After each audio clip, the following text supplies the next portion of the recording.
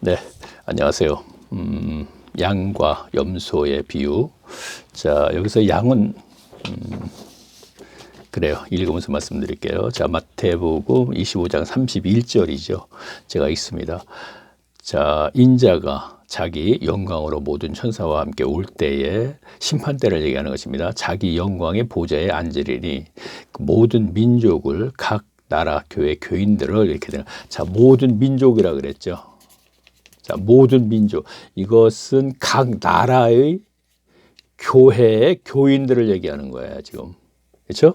그러니까 이게 모든 민족 하니까 지금 지구상에 200여 나라가 있는 그 모든 민족을 얘기하는 게 아니에요. 그렇게 가게 되면은 양과 비유해서 어떻게 되겠어요? 염소는 마치 세상 사람, 양은 마치 교회 사람, 이렇게 되는 거예요. 자, 설교 시간에 들은 얘기가 있어서 그래요.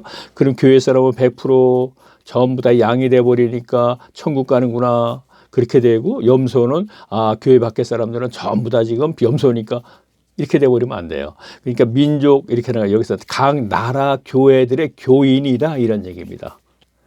자, 이렇게 가야 된다는 얘기입니다. 절대로. 자, 33절 보겠습니다. 양은 오른편에, 염소는 왼편에 두니라. 자, 양과 염소가 있는데 오른편, 그건 중요한 게 아닙니다. 그렇죠? 34절 보겠습니다. 그때 임금이 그 오른편에 있는 자들에게 이르시되 내 아버지께 복을 받은 자들이여 나와 창세로부터 너희를 위하여 예비된 나라를, 자, 영생의 천국을 얘기하는 거죠. 자, 복받을 자들이 하면서 창세 이전. 자, 제가 가로 열고 창세 전에 이미 만들어진 이렇게 했습니다. 너희를 위하여 예비된 나라, 즉 천국을 상속하라 그랬습니다. 제가 왜 창세 전에 이미 만들어졌다 하는 얘기냐면 창세 전에 제 동영상을 보게 되면 어떻게 돼 있어요? 창세 전에 이미 그리스도 안에서 복음을 이루실 것을 다 예정해 놓으셨다 이런 얘기를 했잖아요. 하나님의 마음 속에. 그래서 제가 에베소서 3장 몇 절에 가서라든가 또 마태복음 13장에서 예수님께서 하시는 말씀이 내가 창세전에 이미 복음을 하나님의 마음속에 계획하셨던 것을 이루러 온 장본인이다 이렇게 얘기했다고 제가 얘기했죠. 그렇죠? 자, 그래서 이건 나와 창세로부터 하는 얘기는 창세전에 이미 만들어진 예정된, 그렇죠? 자, 그 다음에 35절 보겠습니다. 자, 그리스도께서 말씀하시는 것이죠. 줄일 때 너희가, 자, 너희가 먹을 것을 주었고 목마를 때 마시게 하였고 나그네 되었을 때 영접하지 않았느냐. 자, 이 얘기는 무슨 얘기입니까? 매우 중요한 얘기네요. 자, 그리스도께서 심판 때 얘기하십니다. 어린 양이라고 하죠. 계시록에 가게 되면. 자, 예수 그리스도 심판 때 내가 세상에 있을 때에 너희가 먹을 것을 주었고 나이가 입을 것을 주었고 목마를 때 마시게 하지 않았느냐 이런 얘기를 했습니다. 그랬더니 양들이 내가 언제 주님을 그렇게 하셨습니까? 했더니 예수님께서 내가 세상에 있을 때 했다 그러면서 하는 얘기가 세상에 있는 아주 적은 자 하나에게 물을 주고 먹을 것을 주고 그것이 나에게 한 것이다. 다시 말하면 그것이 하늘에서 한 것이다 이런 얘기입니다. 교회에 갖다 주는 게 그게 아닙니다. 분명히. 예. 자, 내가 그릴 때 너희가 먹을 것을 주었고 목마를 때 마시게 하였고 나그네 되었을 때 영접하였고 37절 이에 의인들이 대답하여 가로되 자, 의인 양입니다. 우리가 어느 때 주를 주시는 것을 보고 자, 먹을 것을 주었습니까? 목마른 것을 보시고 마시게 하였나이까? 40절 임금이 대답하여 가로되 자, 그리스도 예수님께서 가라사대 내가 진실로 너에게 이르노니 전치사 하나 두 개 들어갔으면 더 좋았을 걸. 너희가 세상에 살 때 여기 내 형제 중에 지극히 작은 자 하나에게 한 것이 곧 내게 한 것. 자, 여기서 형제라 그랬네요.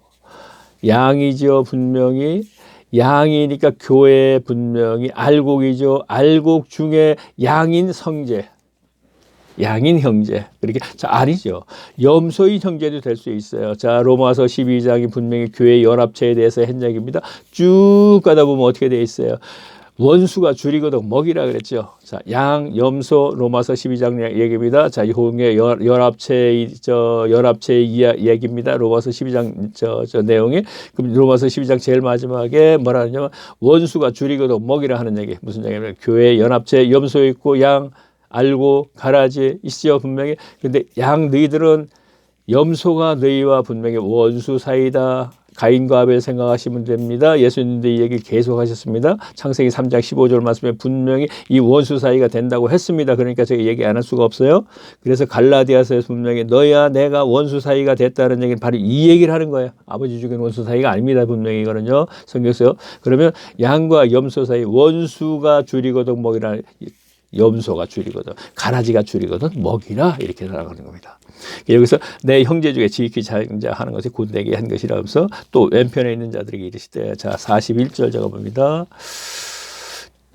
저주를 받은 자들이 나를 나라 마귀와 그 사제들을 위하여 예비한 영영한 불도, 자 불못으로 가라. 내가 줄일 때 너희가 먹을 것을 주지 않을 것, 목마를 때. 자 여기서 중요한 것은요, 자 그러면 세상에서 구제만 하면 되겠네, 이웃사랑만 하면 천국 가, 절대로 그런 건 아닙니다. 성경은요, 제가 특별히 이 사이에다가 지금 하나 특별히 지금 구원에 대한 조건을 갖다 보면 성경적으로 분명하게 제가 이제 얘기할 텐데, 에베소서 말씀과 갈라디아서 말씀을 이제 인용을 해서 얘기할 것인데, 하나님 신앙에서의 구원의 조건은요, 부활, 자 복음 안의 부활이죠. 죄사함, 성령. 자 이것이 거저주는 선물인데, 자 너무나 많이 들었으니까 이제 그게 이거구나 하면 이거구나 하고 들으시면 됩니다. 복음 안의 부활을 통하여서 죄를 사해 주시는데 이것이 하나님의 주권이에요. 부활을 믿고 복음을 믿게 해주는 것이 아니고, 성경이 분명히 그렇게 되어 있습니다. 부활을 통하여서 죄를 사해 주고 세를 사해 준 상태에서 죄가 없으니까 하나님이 영을 임하게 하는 것, 여기까지 거저주는 선물인 것입니다. 이것이 구원의 조건입니다. 그런데 여기서 그러면 양 분명히 구제했네, 가난한 자들에게 줬네, 그랬더니 예수님에게 하늘에 쌓았네, 그러니까 나 구원받을 수 있구나, 이렇게 생각하시면 절대로 안 돼요. 이 조건이 분명히 하나님의 주권으로, 이것이 그에게 은혜로 임하게 돼야지 된다는 것이죠. 그래서 은혜와 평강이 있는 삶을 살기 위해서 내가 너에게 편지를 쓴다. 바울은 지속적으로 이렇게 얘기하는 거예요. 평강의 사람, 천국 사람, 이것을 받은 사람이 기쁨이 있기 때문에 이것이 천국 사람과 연결되는데, 이걸 그냥 지속적으로 구원에 이루는 데까지 나가야 되는데, 교회를 가보니까 좋은 교회를 전환시켜버린단 말이에요. 자, 제가 하루 이틀 제가 동영상을 올리지 않았죠. 제가 그럴 때가 지금 이 사람 저 사람 동영상을 많이 들어봤습니다. 제 기억에 17년도일 거예요. 17년도인데 성서학당인데, 성서학당에 누구더라?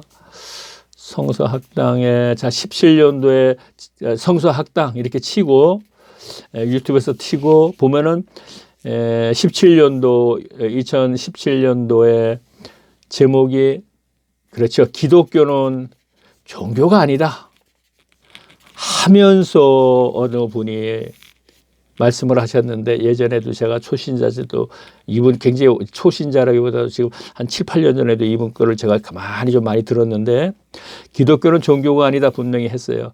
종교가 아닙니다 분명히. 그래서 저도 하나님의 신앙이라고 계속 그러죠. 기독교를 가자라고 얘기하지 않고 이분은 뭐 기독교라고 얘기하면서 하는데, 그런데 의식에 의한 행위를 하는 것이 종교 행위거든요. 그런데 의식에 의한 행위를 하는 것이 분명히 하나님 신앙에서 본 질이 아니다 분명히. 그래서는 안 된다 하고 이분이 얘기하시더라고. 제가 왜 얘기를 했나?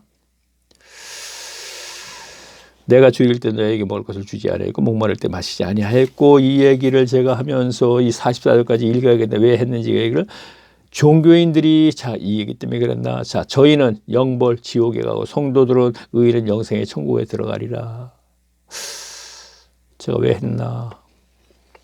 자 뭐 여기서 짧은 시간에 제가 이것을 왜 했는지 이걸 또 기억을 해놓은 것도 그렇고, 어쨌든 자 이분 17절 제가 권하고 싶으나 성서학당 치고 들어갑니다. 그러면 17년도까지 종교는 종교인이 아니다. 상위에 떴거든요. 5개 정도 떴는데 거기서 3인가 2점에 떴어요. 제 컴퓨터에서는. 그러니까 이거를 듣고 이렇게 합니다. 했을 적에는 거기에 많은 분들이 계실 때, 성서학당은 몇 명 안 앉아 있죠, 학생들이. 근데 그때는 많은 분들이 계시면서 거기서 질문을 받습니다. 질문을 받는데 지금까지 나는 이렇게 신앙생활을 했는데 목사님 설교를 듣다 보니까 무엇이 와닿습니다 하는 얘기를 공감한다는 얘기거든요. 목사님 얘기를. 그러면 분명히 종교 행위를 하고 의식에 의한 그것을 하는 것이 아니라는 것 성경에서 지속적으로 얘기했고, 그런데 오늘날 교회는 그대로 성경에서 얘기하는 종교인처럼 율법주의처럼 지금 하고 있단 말이에요. 근데 이분이 하신 얘기가 바로 그 얘기를 하거든요. 자, 문제는 그런데 그분도 역시 목회를 할 적에 예배 시기에 예배 행위를 하기 때문에 저는 모두가 거짓이다 이런 얘기를 하는 거예요. 그랬기 때문에 교회에서 있는 교인들이 종교인에서 벗어나지 못하게, 이분도 목회를 했기 때문에 그거는 그 결과는 그렇게 나타났다는 얘기죠. 그러나 이분이 성서학당에서는 자기가 목회 때 한 것이 잘못됐다고 얘기는 안 하죠. 그러나 결과는 교인들에게서 기복신앙으로 나타나는 거예요. 왜? 종교행위를 계속시키면 율법주의자들이 그랬듯이 그 분의 교회 교인들도 기복신앙에서 벗어나지 못했다 이런 얘기를 제가 하는 것이다 이런 얘기입니다. 어떤 경우에는 그분이 워낙 지속적으로 기복신앙이 안 좋다고 하면서 설교를 했기 때문에 기도하는 분들이 마치 무엇인가 세상의 것을 추구하고 달라는 소리를 안 하는 분도 계실지는 모르나, 그러나 그의 마음속에는 아직까지 소유욕이 해결하지 못했기 때문에 탐욕과 탐심은 그대로 남아있기 때문에 기복적인 것을 해결하지 못한다 이런 얘기가 되는 것입니다. 살아있는 말씀으로 지속적으로 가르쳐야지 그 말씀이 역사를 해서 그것이 변화가 된다 이런 얘기를 제가 강조하고 있죠. 그래서 모이면 가르쳐야 된다 하는 얘기를 강조하는 사람 중에 하나입니다. 자, 그럼 다음 시간에 또 뵙겠습니다. 안녕히 계십시오.